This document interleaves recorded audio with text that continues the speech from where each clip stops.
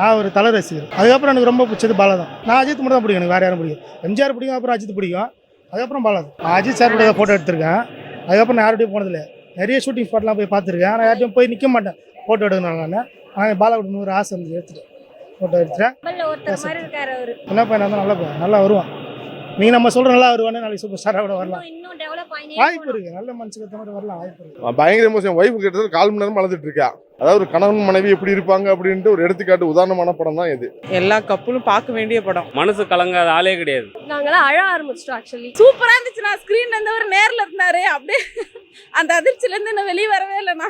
கிளைமேக்ஸ்ல எல்லாம் அழ வச்சுட்டாங்க. நல்லா எமோஷனலா தாங்க ஃபுல்லா அந்த லவ் எமோஷனல் தான். பாதியில இருந்தே அழுதுட்டு தான் இருக்கோம் நாங்க. இந்த ஜெனரேஷன்ல லவ்னா என்னன்றத டீட்டெயிலா எக்ஸ்பிளைன் பண்ணிருக்காங்க. இந்த மாதிரி லவ் பார்க்கவே முடியாது.